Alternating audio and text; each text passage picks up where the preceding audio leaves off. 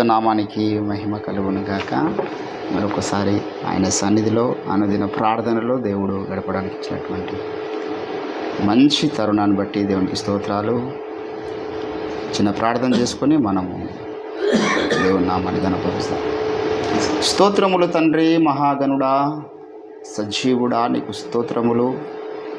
కృపగల దేవా, దయగల రాజా, దిగిరండి.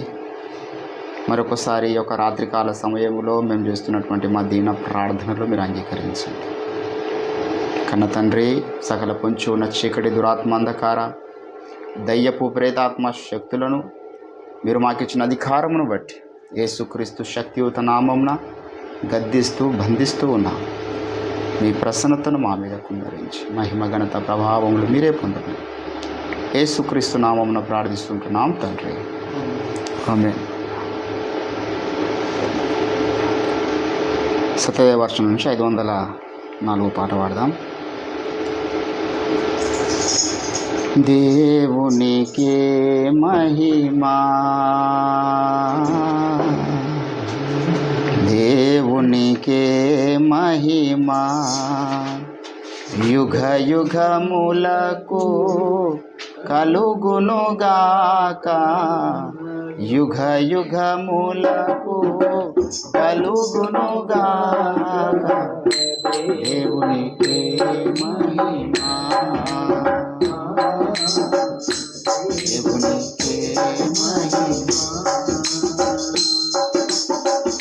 దేనికి దేవుడు శిల్పియు నిర్మాణకుడు, దేనికి దేవుడు శిల్పియు నిర్మాణకుడు, దానికి మనలను వారసులుగా చేసే, దానికి మనలను వారసులుగా చేసే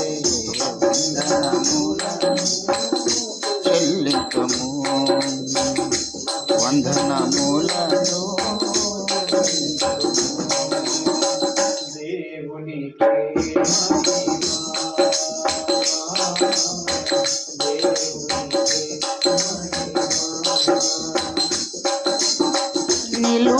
నిలువరమైనది మనకిల లేదని, నిలువరమైనది మనకిల లేదని, వల్లభుడు స్థిరా పరచును పరమందు, వల్లభుడు స్థిరా పరచును పరమందు, చెల్లించి స్తుతులను పూజించము, చెల్లించి స్తుతులను పూజించము.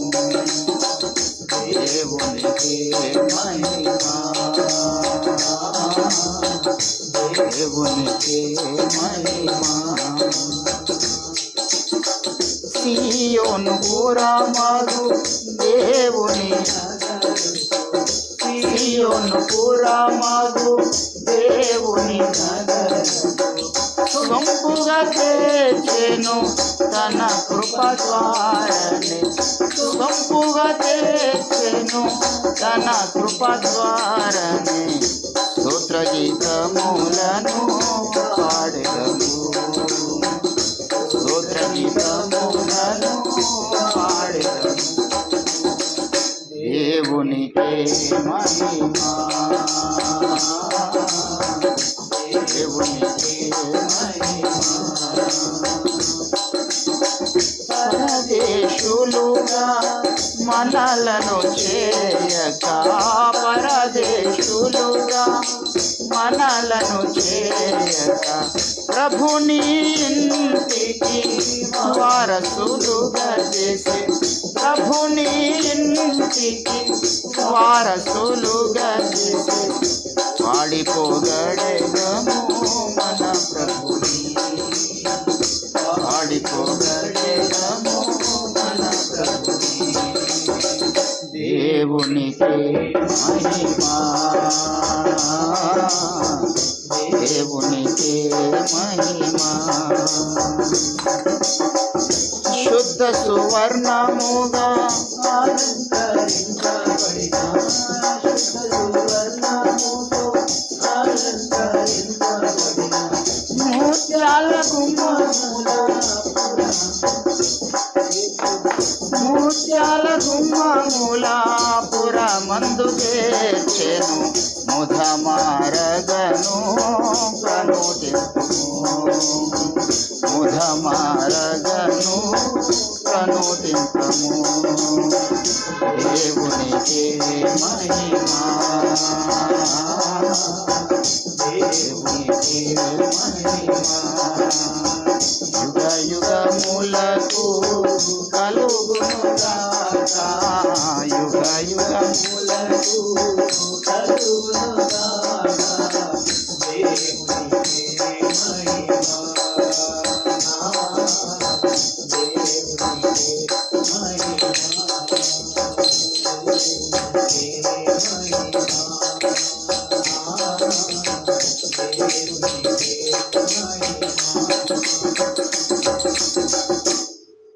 దేవుని పరిశుద్ధ నామానికి స్తుతి కలుగునుగాక. ఆమేన్. నా యేసయ్య నీ దివ్య ప్రేమలో నా జీవితం పరిమళించిన నా యేసయ్య నీ దివ్య ప్రేమలో నా జీవితం పరిమళించనే నా జీవితం పరిమళించనే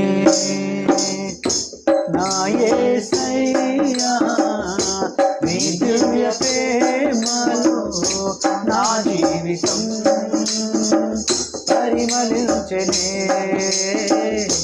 నా జీవితం పరిమళించనే ఒంటరి గోవాలై విలపించు సమయాన ఓదార్చువారే కానరారై ఒంటరి గోవాలై విలపించు సమయాన ఓదార్చువారే కానరారై ఔరా నీ చాటు నన్ను దాచినందున నీకే నా స్తోత్రార్పణలు ఔరా నీ చాటు నన్ను దాచినందున నీకే నా స్తోత్రార్పణలు నా యేసయ్యా నీ దివ్య ప్రేమలో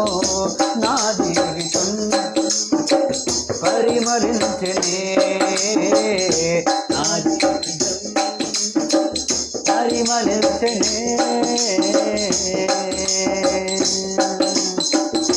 పూర్ణ మనసుతో పరిపూర్ణాత్మతో పూర్ణ బలముతో ఆరాధించెదా పూర్ణ మనసుతో పరిపూర్ణాత్మతో పూర్ణ బలముతో ఆరాధించెదా నూతన సృష్టిగా నన్ను మార్చినందున నీకే నా స్తోత్రార్పణలు నూతన సృష్టిగా నన్ను మార్చినందున నీకే నా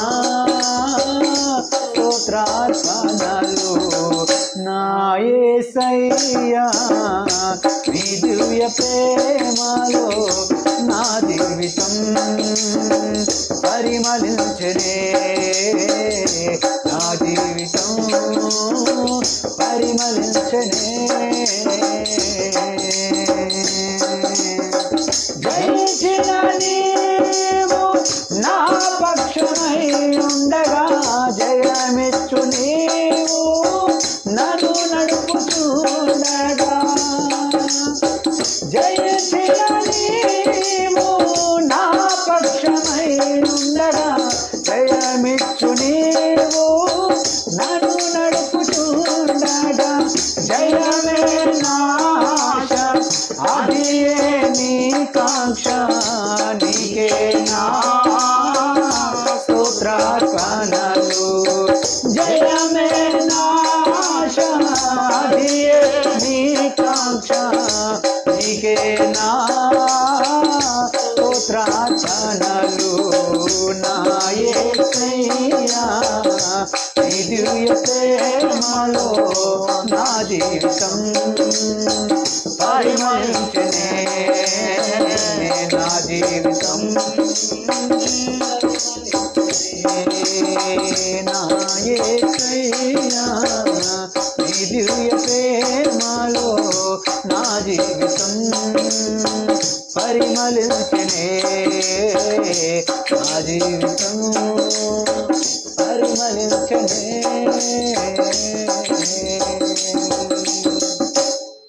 హల్లెలూయా. చివరిగా ఒక పాట వాక్య ధ్యానం చేద్దాం.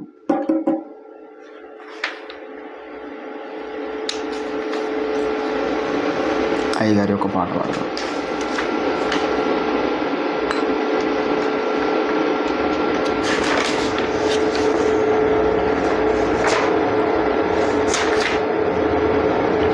ఏది వాడదామా? ఎండిన ఎడారి వాడదామా? తగను వాడదాం.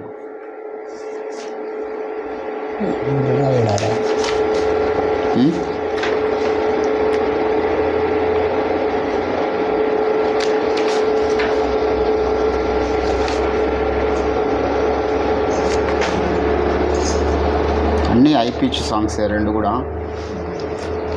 సో మనము శ్రమల దినాల్లో ప్రవేశిస్తూ ఉన్నటువంటి పరిస్థితులు ఉన్నాయి కాబట్టి కల్వరి రాజా వాడితే బెస్ట్ అవుతుంది. ఎవరన్నా అవకాశం ఉన్న వాళ్ళు నేర్చుకోవడానికి అవకాశం ఉంటుంది. రాజా 40 కలువరి రాజా సిలువను మోసితివా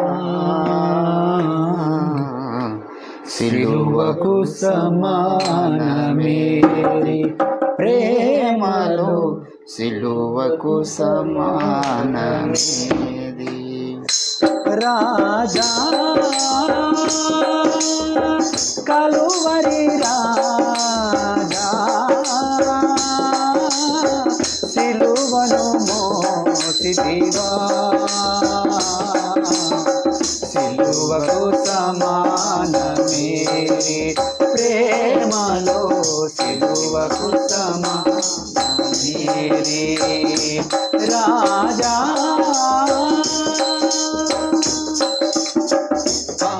చేతులలో శీలలు నాటి ముళ్ళ కిరీటము తలపై నుంచి కాలు చేతులలో శీలలు నాటి ముళ్ళ కిరీటము తలపై నుంచి నిన్ను హింసించిన కలులకు సిలువలో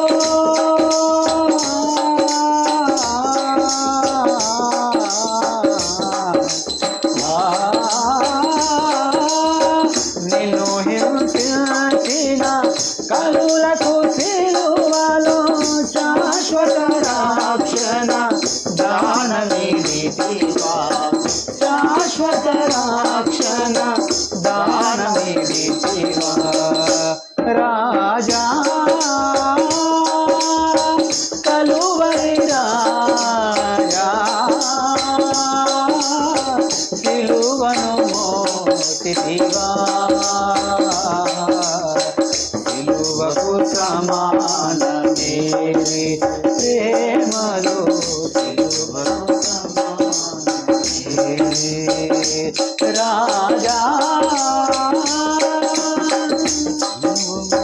సిలువపైన నీ కరుణా గుణము తులువల ఎడని మృదు భాషణము సిలువపైన నీ కరుణా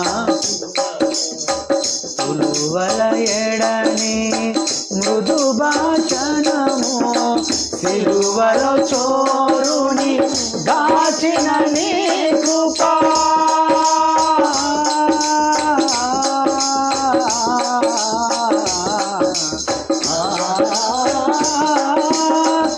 సిలువలో చోరుని గాచిన నీ కృప నిన్ను చూపించెను నిజ రక్షకుడని నిన్ను చూపించెను నిజ రక్షకుడు రాజా కలువరి రాజా సిలువను మోసితివా సిలువకు సమానమే ప్రేమలో సిలువకు సమానమే రాజా దేవుని ప్రేమకు కొలమానమది నరక పాత్రులకు నాకపు ద్వారము దేవుని ప్రేమకు కొలమానమది నరక పాత్రులకు నాకపు ద్వారము నర పరమాత్ముల సంగమ స్థానము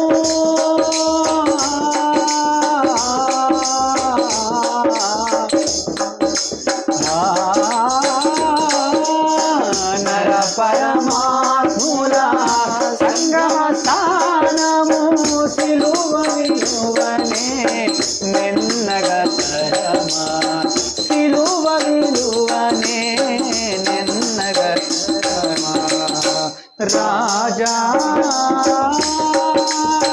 కలువరి రాజా సిలువను మోసితివా సిలువకు సమానమే ప్రేమలో సిలువకు సమానమే రాజా కలువరి రాజా సిలువను మోసితివా సిలువకు సమానమే ప్రేమలో సిలువకు సమానమే రాజా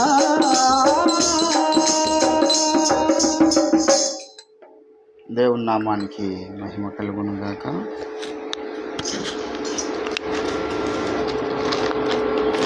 దినవృత్తాంతములు 2వ దినవృత్తాంతములు 20వ అధ్యాయము 20వ వచనం చదువుకుందాం. మనందరికీ సుపరిచితమైన లేఖన భాగం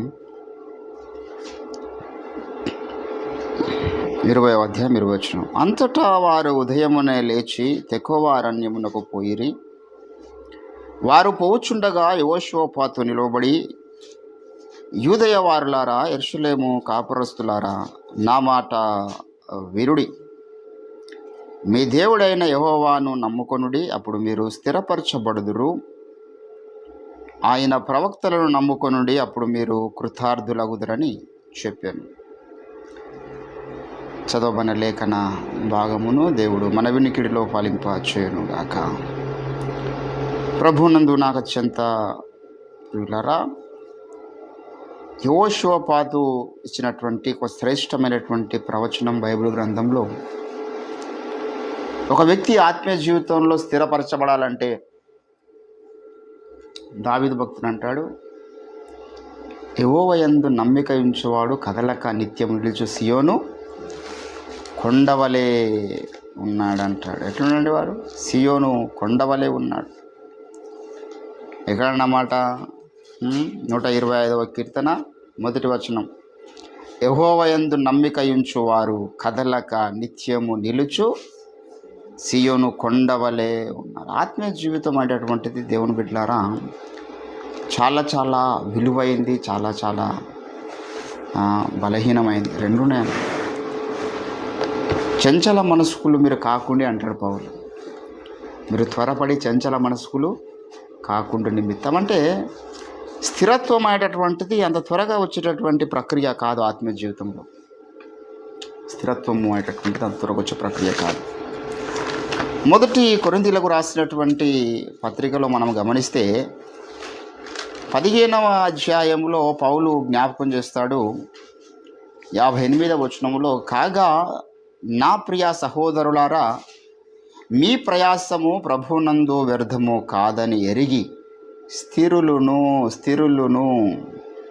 కదలని వారును ప్రభు కార్యాభివృద్ధి యందు ఎల్లప్పుడూ ఎప్పటికీ ఆసక్తులై. అంటే ఫస్ట్ మనం స్థిరంగా ఉన్నామా లేనది చూసుకోమంటున్నాడు. మీరు స్థిరులుగా ఉండాలి. దేవుని యొద్దకు వచ్చి స్థిరముగా లేకపోతే మనం అపవాదిని ఎదిరించలేం. ఏంటండి, పేతురు రాసినటువంటి పత్రికలో పేతురు ఈ సంగతిని జ్ఞాపకం చేస్తాడు సార్వత్రిక సంఘానికి. 5వ అధ్యాయము 1 పేతురు పత్రిక 8లో ఏమన్నాడు? నిబ్బరమైన బుద్ధి గలవారై మెలకువగా ఉండుడి. మీ విరోధి అయిన అపవాది గర్జున సింహం వలె ఎవరిని మింగురునా అనేవాడు తిరుగుచూ ఉన్నాడు. లోకమందున్న మీ సహోదరుల యందు ఈ విధమైన శ్రమలే నెరవేరినవని ఎరిగి విశ్వాసమందు స్థిరులై. Where is the place to withstand? విశ్వాసంలో చాలామంది చంచల మనస్కులు అయిపోయారు. ఇది చాలా పెద్ద విషయం. తిమోతికి రాసినటువంటి పత్రికలో మనం గమనిస్తాం 5వ అధ్యాయంలో 12వ వచనంలో, యవనస్తులైన విధవరాలను లెక్కలో చేర్చవద్దు, వారు క్రీస్తునకు విరోధముగా నిరంకుశులైనప్పుడు తమ మొదటి విశ్వాసమును విడిచిపెడతారు. మొదటి విశ్వాసమును విడిచిపెట్టిన వారు ఉన్నారు.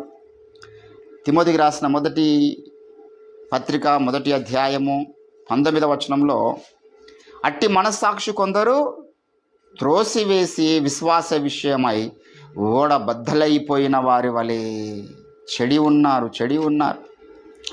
ఒక వ్యక్తి అస్థిరుడు అవ్వడం అంటే అర్థమైందంటే వాడి విశ్వాసాన్ని పోడగొట్టుకోవడమే. ఎక్కడ పోతుంది విశ్వాసము? రెండు విషయాల్లో విశ్వాసం పోతుంది. ఇద్దరు వ్యక్తుల విషయంలో విశ్వాసము బలహీనపడడానికి అవకాశం ఉంటుంది. మొదటిది, దేవుని యందు మన విశ్వాసము బలహీనపడేటటువంటి ప్రక్రియలు ఎప్పుడు జరుగుతూనే ఉంటాయి.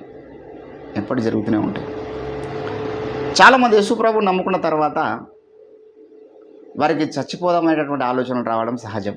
అటువంటి ఆలోచనలు సాతాను తీసుకొస్తాడు. అంత చచ్చిపోయే పరిస్థితులు ఏం లేవు వానికి. లోకంలో అంతకన్నా కష్టాలు అనుభవిస్తున్న వారు, శ్రమలు, వేదనలు, ఆకలి దప్పికలు, ఆర్థిక ఇబ్బందులు, భార్య టార్చరు, భర్త టార్చరు, పిల్లల టార్చరు, ఎంతోమంది టార్చర్స్ ఉన్నాయి లోకంలో. అందరూ భరిస్తున్నారు. కానీ కొంతమందికి చిన్న సమస్య రాగానే చనిపోవాలనేటువంటి తలంపు ఒకటి సాతాను తీసుకురాగలుగుతాడు. అంటే వాడు ఎంత సింపుల్గా తొలగించేస్తాడో విశ్వాసాన్ని మనం ఊహించలేం. పౌలు అంటాడు, అందుకే అవమ్మను మోసపచ్చినట్లు ఒకవేళ అపవాది మీ వద్దకు వచ్చి మీ మనస్సులను చెరుపునేమో సింపుల్గా వాడు మనసును చెడగొడతాడండి. సాతాను ఎటువంటి కుయ్యక్తి పరుడు అంటే వాడు సింపుల్గా మనస్సును చెడగొట్టు వాడై ఉన్నాడు కదా. కొరింథీయులకు రాసినటువంటి 2వ పత్రికన 11వ అధ్యాయము 3వ వచనం ఏమన్నాడు? సర్పము తన కుయుక్తి చేత అవ్వను మోసపరిచినట్లు మీ మనస్సులను అన్నాడు. మీ మనస్సులను వాడు మోసం చేస్తాడు. మనుషుల్లో చిన్న ఆలోచన వచ్చేస్తుంది, చచ్చిపోదామని ఆలోచన. ఏంటంటే ఈరోజు మన సంఘ బిడ్డలు రామ్రామ్ వాళ్ళ తమ్ముడు చాలా బాధాకరమైన విషయం. ఆయన కలవాలి, స్వార్థ చెప్పాలి, వాళ్ళ ఇంటికాడ ఒకసారి ప్రార్థన చేయాలంటే చాలాసార్లు నాకు ఆలోచన వచ్చింది, కానీ పరిస్థితులు రాలేవు. ఆలోచన అయితే వచ్చింది. ఆమె వారం చర్చిలో వాళ్ళ తమ్ముడు గురించి ప్రార్థన చేపించుకుంటుంటే నాకు ఆలోచన వచ్చేది, ఒకసారి వెళ్ళి ఆయనను కలిసి కొంచెం మాట్లాడితే మీ మధ్యకాలంలో అనుకున్నా. కానీ ఎప్పుడు తాగి ఉంటాడు, ఇంట్లో పరిస్థితులు బాగలేవు అని చూసాము. లాస్ట్కి వస్తే చెరువులో పడి చనిపోయాడు. ఎంత బాధాకరమైన విషయం. దేవుని బిడ్డలారా, లోక సంబంధుల కంటే మరి వారికి దయ్యపు యొక్క శోధన, దేవుని శోధన ఉన్నదా లేదనేది ఆ పోరాటంలో వాడు చచ్చిపోయినది తర్వాత సంగతి మనం ఆలోచన చేస్తే. కానీ దేవుని బిడ్డలతో నిత్యము పోరాడుతూ ఉంటాడు అపవాది. వాడు ఎప్పుడు కూడా మన మనసులు చెడగొట్టడానికి ప్రయత్నం చేస్తాడు. వాడిని ఎదిరించాలంటే మనం విశ్వాస విషయంలో స్థిరముగా ఉండకపోతే వాడిని ఎదిరించలేం.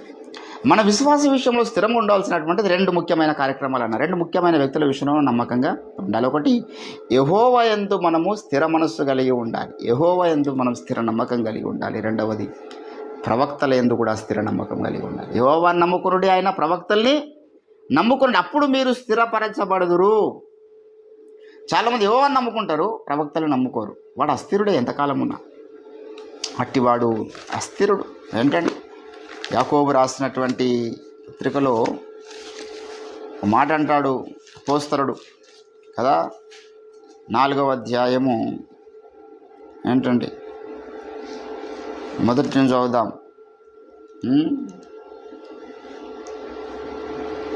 4వ అధ్యాయము మొదటి అధ్యాయం 7వ వచనం ఏమన్నాడు? అట్టి మనుష్యుడు ద్విమనస్కుడై తన సమస్త మార్గముల యందు అస్థిరుడు గనుక ప్రభువు వలన తనకేమైనా దొరుకునని తలంచు కొనరాదు.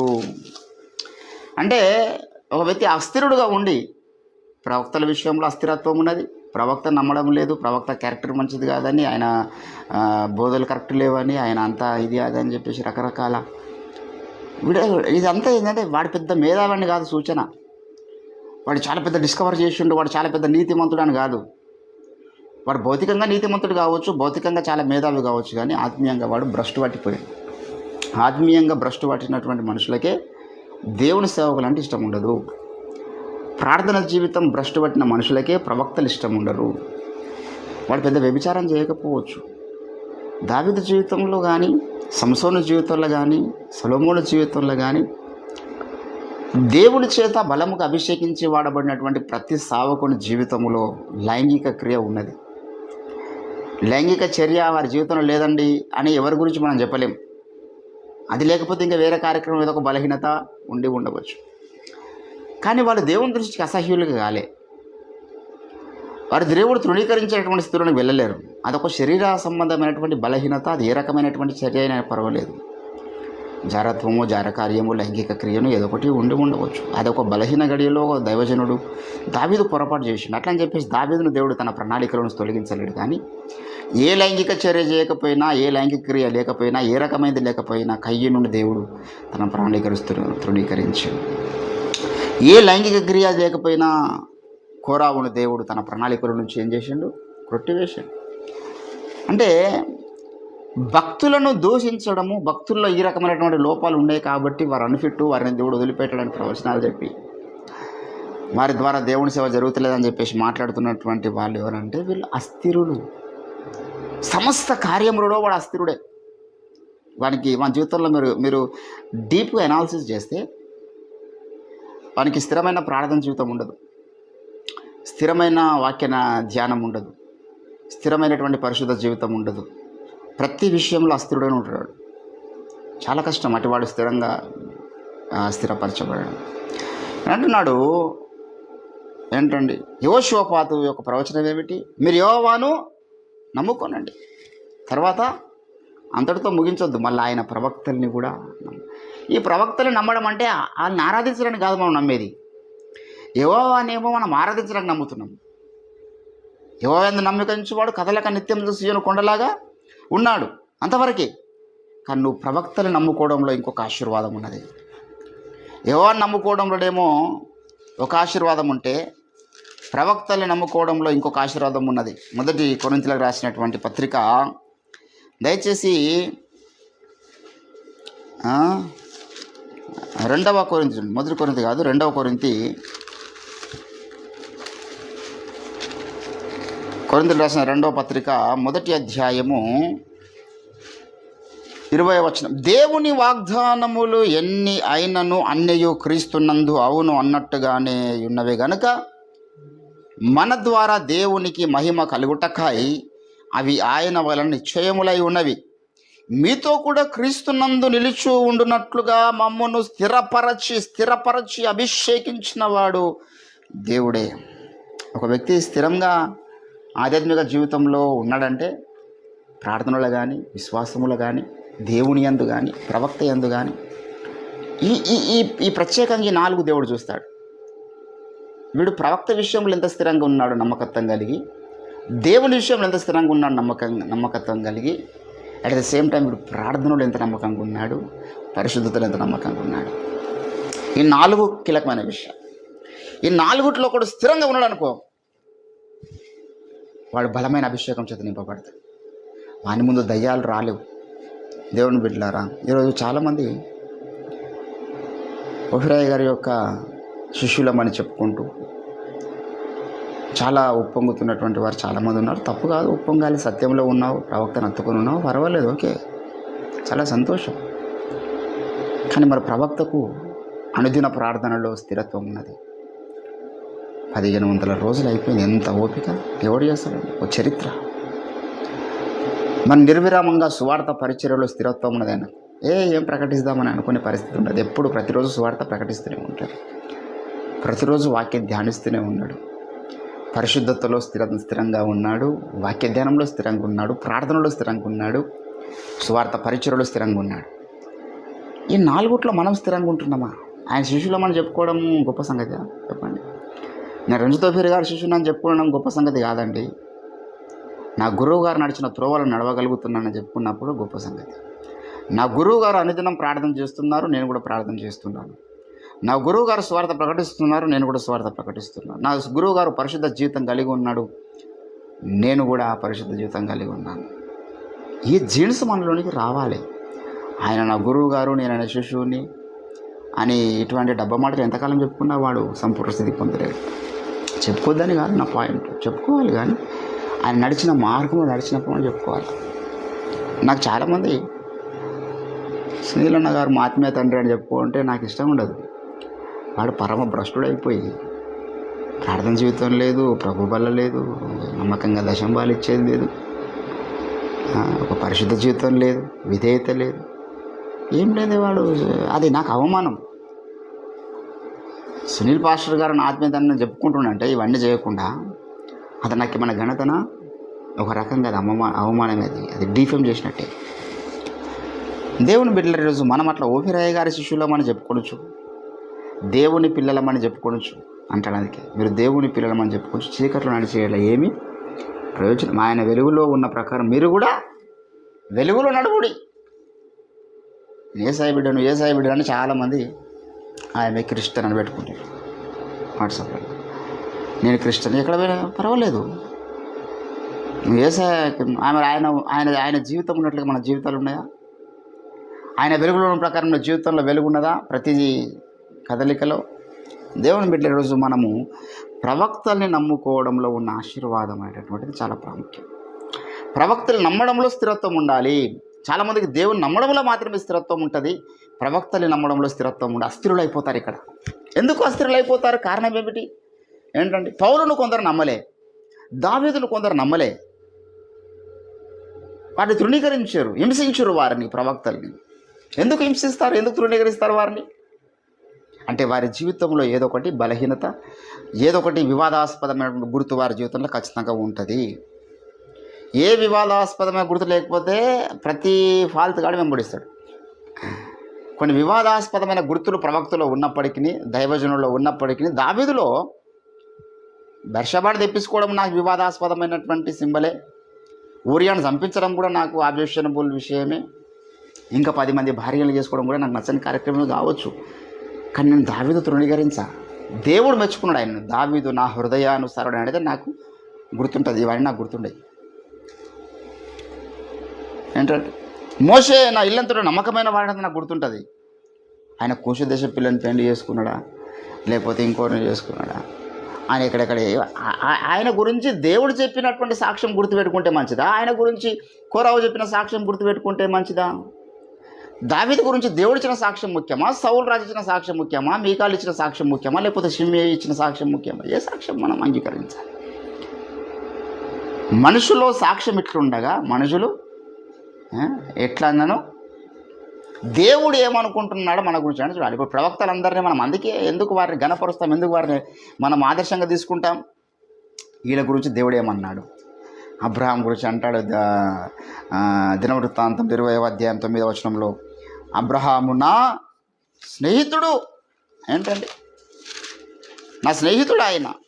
ఇది ఎంత మంచి సాక్ష్యము ఏంటండి. కానీ ఆగరణ తెప్పించుకోవడం మనకు నచ్చకపోవచ్చు.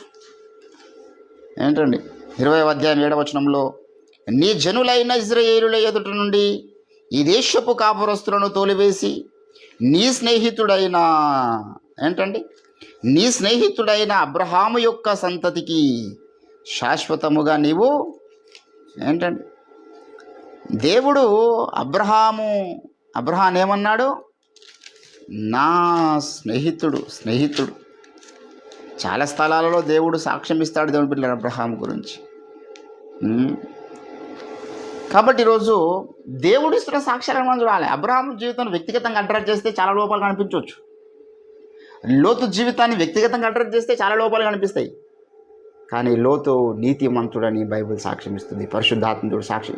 ఇప్పుడు ఆయన సాక్ష్యం పట్టుకుందామా, లేకపోతే పాత నిబంధనలు ఆయన చరిత్రను పట్టుకొని ఆయన ఇట్లా మేము తప్పు చేసిండు, తన కుమార్తెలతో తప్పు చేసిండు, ఆయన త్రాగుపోతాయి.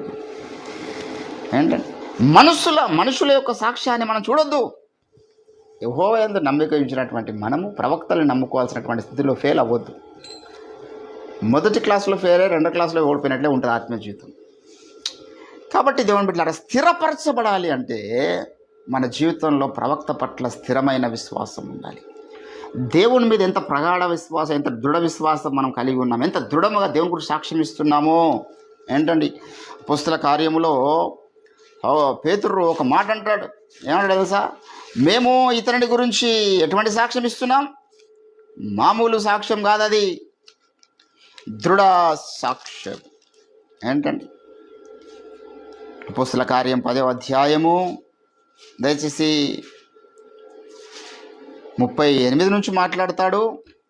ఆయన యొక్క సందేశం మనం గమనిస్తే 42 అందాం. ఇదియుగాక దేవుడు సజీవులకును మృతులకును న్యాయాధిపతిగా నియమించిన వాడు ఈయనే అని ప్రజలకు ప్రకటించి దృఢ సాక్ష్యం ఇవ్వవలనని మాకు.